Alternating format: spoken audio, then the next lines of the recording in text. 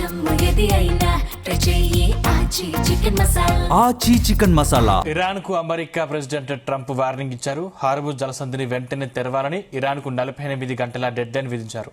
లేదంటే ఇరాన్ లోని అతిపెద్ద పవర్ ప్లాంట్ పై బాంబుల వర్షం కురిపిస్తామని హెచ్చరించారు. ఇరాన్, ఇజ్రాయెల్, అమెరికా యుద్ధంతో చమురు ధరలు ఆకాశాన్ని అంటుతున్న నేపథ్యంలో ఈ ప్రకటన జారీ చేశారు. ఇప్పటికే ఇరాన్ అణు కేంద్రం సమీపంలో మిసైల్ దాడులు జరిగిన నేపథ్యంలో ట్రంప్ వార్నింగ్ సంచలనంగా మారింది. మరోవైపు హార్ముజ్ జలసంధిని తెరవాలంటూ ఇరాన్ కు 22 దేశాలు విజ్ఞప్తి చేస్తున్నాయి.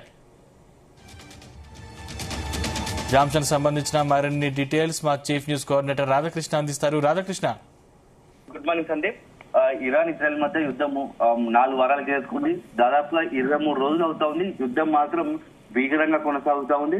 సో అంత ముందుకు అమెరికా ఇజ్రాయెల్ జరిపిన దాడులు ఇరాన్ కొంత విధ్వంసం జరిగింది. ఇరాన్ సంబంధించిన కీలక నగరాల పైన టార్గెట్ గాని ఇటు ఇజ్రాయెల్ అమెరికా దాడులకు పాల్పడింది. అయితే ఈ నేపథ్యంలో మొదట ఫిబ్రవరి 28 రోజు ఎప్పుడైతే ఇరాన్ కి సంబంధించిన అత్యంత కీలకం అక్కడ ఇరాన్ సుప్రీం ఉన్నటువంటి అయతుల్లా ఖమేనీ అంతమొందించడంతో ఖచ్చితంగా ఇరాన్ పని అయిపోయింది. ఇరాన్ ఖచ్చితంగా తమ చెప్పు చేతుల్లోకి వస్తుంది, ఇరాన్ సరెండర్ అవుతుందని చెప్పేసి అంతా ఇటు అమెరికా, ఇజ్రాయెల్ తో పాటు ప్రపంచ దేశాలు కూడా కొంత యూరోపియన్ కంట్రీస్ భావించాయి.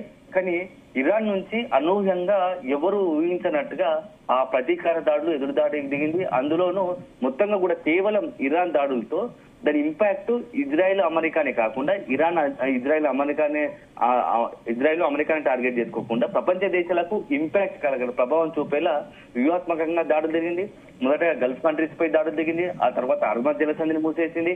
ఆ తర్వాత ఈ అవకాశాన్ని బట్టి మొత్తంగా కూడా కీలకమైనటువంటి పెట్రోలియం సంబంధించినటువంటి గల్ఫ్ కంట్రీస్ లోని పెట్రోలియం నిల్వలకు, ఉత్పత్తి కేంద్రాలపైన టార్గెట్ చేసుకుని దాడులు దిగుతుంది. ఈ నేపథ్యంలో ప్రపంచ వ్యాప్తంగా గ్యాస్ కొరత కావచ్చు, పెట్రోల్ డీజిల్ కొరత ఏర్పడుతుంది, చమురు కొరత ఏర్పడుతుంది. సో అన్ని దేశాలు కూడా ఇటు ఇజ్రాయెల్, అమెరికా పైన తీవ్ర ఒత్తిడి తీసుకొస్తుంది. మీరు చేసిన యుద్ధం వల్ల ప్రపంచ దేశాలంతా కూడా ఒక గందరగోళ స్థితిలో ఆర్థికంగా అతలాకుతలం అయ్యే పరిస్థితి ఏర్పడుతుంది, చమురు కొరత ఏర్పడుతుంది, గ్యాస్ కొరత ఏర్పడుతుంది. కాబట్టి ఎక్కడో ఒక దగ్గర యుద్ధాన్ని నిలిపేయాలని చెప్పేసి అమెరికా పైన ఇటు ఒత్తిడి పెరుగుతుంది. రోజు రోజుకు ఇంటా బయట ఒకవైపు ప్రస్తుతానికి అమెరికాలోనే అయితే ప్రపంచ దేశాల నుంచి కూడా అగ్రరాజ్యం అధ్యక్షుడు డొనాల్డ్ ట్రంప్ కు ఒత్తిడి పెరుగుతోంది. ఈ నేపథ్యంలో హార్ముజ్ జలసంధి దగ్గర ఇరాన్ పూర్తి స్థాయిలో బ్లాక్ చేసింది. హార్ముజ్ జలసంధి నుంచి ఏ ఒక్క చమురు నౌకను బయటకు పోకుండా ఇరాన్ కట్టడి చేస్తుంది. ఈ నేపథ్యంలోనే ఇప్పుడు ట్రంప్ కు ఒక పెద్ద సవాల్గా మారింది. ఎందుకంటే రోజు రోజుకు ప్రపంచ దేశాలు అమెరికానే టార్గెట్ చేసుకొని ఒత్తిడి పెంచుతా ఉన్నాయి. యుద్ధం వల్ల ఇంపాక్ట్ మాగలుగుతోంది. మీరు ఏ ఉద్దేశంతో యుద్ధం మొదలు పెట్టారో కానీ దానికి అది నెరవేరకపోగా ప్రపంచ దేశాలన్నిటినీ కూడా ఒక ఇబ్బంది పరిస్థితులకు నెట్టే ప్రయత్నం చేశారు అని చెప్పేసి కూడా అమెరికా అధ్యక్షుడు డొనాల్డ్ ట్రంప్ టార్గెట్ గా చేసుకొని ఇటు ప్రపంచ దేశాలు కూడా ఒక రకంగా విమర్శలు చేసే పరిస్థితి కనబడుతుంది. ఈ నేపథ్యంలో ఇక తాజాగా కూడా డొనాల్డ్ ట్రంప్ ఇరాన్ ను తలబెట్టుకోవడంతో మరింత డోసు పెంచే ప్రయత్నం చేస్తున్నారు. వరుసగా 2-3 రోజుల నుంచి పెద్ద ఎత్తున దాడులకు దిగుతున్నారు. ముఖ్యంగా ఇరాన్ లోని ఇప్పుడు మొత్తం కూడా పవర్ ప్లాంట్ అణుస్థావరాలను టార్గెట్ చేసుకుని దాడులు దిగుతుంది. సో అమెరికా నుంచి కూడా కొంత ఇరాన్ మొత్తంగా తలగేలా చేసేందుకు అన్ని రకాలుగా ప్రయత్నం చేస్తున్నప్పటికీ ఇరాన్ మాత్రం కొంత వెనక్కి వేయడం లేదు. ఎందుకంటే తాజాగా చూస్తాము ఎక్కడైతే హార్ముజ్ జలసంధి సమూహంలో ఉన్నటువంటి కర్గ్ సంబంధించి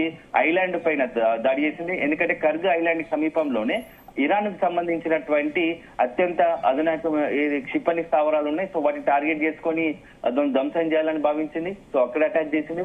ఇప్పుడు తాజా కూడా నిన్న నుంచి కూడా డోసు పెంచి ఎక్కడైతే అత్యంత కీలకమైన ఇరాన్ పై మొదటి నుంచి అభియోగం చేస్తుందో న్యూక్లియర్ పవర్ ప్లాంట్ సంబంధించినటువంటి సో మొత్తం కూడా అణుబాంబులు తయారు చేస్తుంది అని చెప్పేసి ఒక ఉద్దేశంతో యుద్ధం మొదలైంది. అట్లాంటి అత్యంత కీలకమైనటువంటి అణుస్థావరాల్లో మొత్తం ఇరాన్ సంబంధించి అత్యంత కీలకమైన అణుస్థావరం నటాంజా, దాంతో పాటు ఇన్ఫానా, ఇవన్నీ కూడా కొన్ని అణుస్థావరాలు ఉన్నాయి. వాటిని టార్గెట్ చేసుకొని దాడులకు పాల్పడతామని చెప్పేసి ఇప్పుడు డొనాల్డ్ ట్రంప్ తాజా కూడా హెచ్చరించారు. ఈ నేపథ్యంలో ఈ మొత్తం పరిస్థితి ఎటువైపు దారి తీస్తోంది, నిజంగానే అణుస్థావరాల పైన అమెరికా, ఇజ్రాయెల్ కలిపి దాడులకు దిగితే ఇరాన్ ఏం చేయబోతోంది?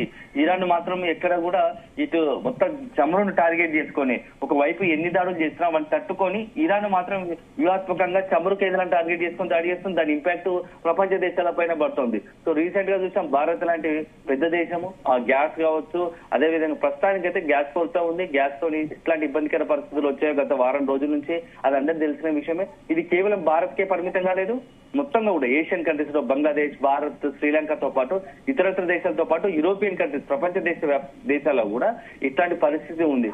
సో ఇదే కనుక ఇంకొక వారం 10 రోజులు కొనుక్కోటే మరికొద్ది వారాల పాటు యుద్ధం కొనసాగితే ప్రపంచానికి ఒక పెద్ద సంక్షోభము, ఆర్థికంగా మొత్తం కూడా ఒక సవాల్గా మారే అవకాశం ఉంటుంది. సో ఈ నేపథ్యంలోనే అన్ని దేశాలు కూడా ఒక రకమైన ఆందోళన ఉన్నాయి. వీలైనంత వరకు ఈ యుద్ధాన్ని ఆపితే కనుక మొత్తం ప్రపంచం నార్మల్ అంటే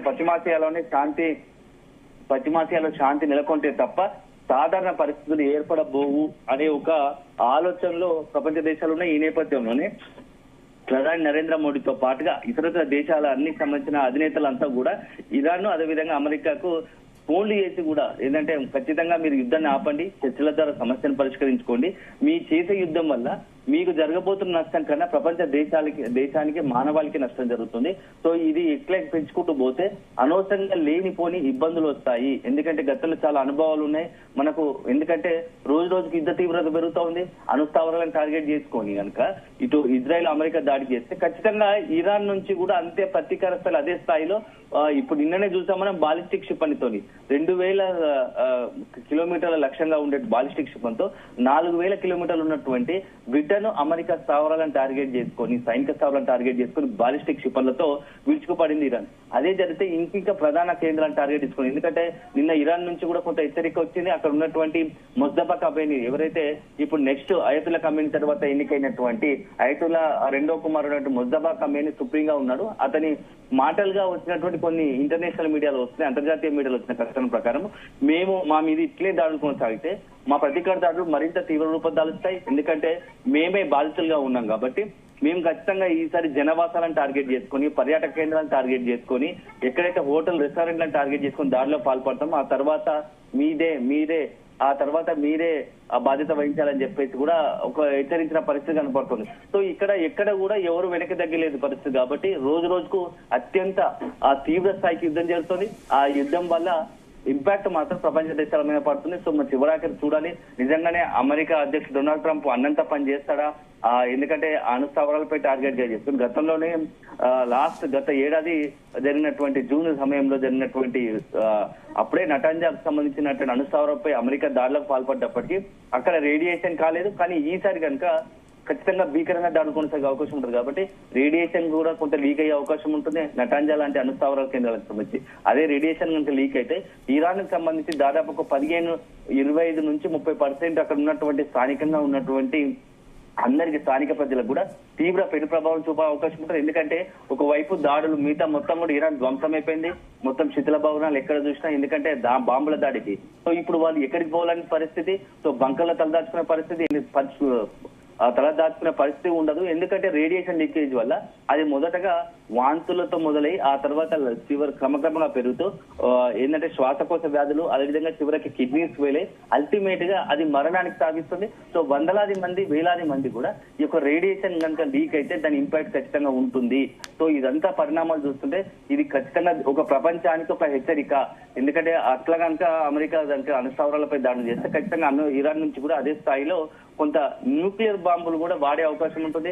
ఇటీవల కాలంలో వరుసగా ఇరాన్ పై జరుగుతున్న దాడుల నేపథ్యంలో ఇటు కిమ్ ఉత్తర కొరియా పదే హెచ్చరిస్తున్నాడు, మేము ఒక్క బాంబు చాలు మీ అమెరికా తునకలు చేస్తామని చెప్పేసి కూడా హెచ్చరిస్తున్న పరిస్థితి కనబడుతుంది. సో ఇవన్నీ చూస్తుంటే ఒక్కొక్క దేశం కూడా చైనా లాంటి, ఉత్తర కొరియా లాంటి దేశాలు బహిరంగంగానే ఇటు ఇరాన్ కు మద్దతు ఇస్తున్నాయి. సో అదే కనుక ఇరాన్ పైన అణుస్థావరాలకు టార్గెట్ చేసుకుంటే మిగతా దేశాల నుంచి కూడా కొంత ఇంపాక్ట్ ఇరాన్ కు మద్దతు ఇచ్చే దేశాల నుంచి కూడా ఎదురుదాడులు జరిగే అవకాశం ఉంటుంది.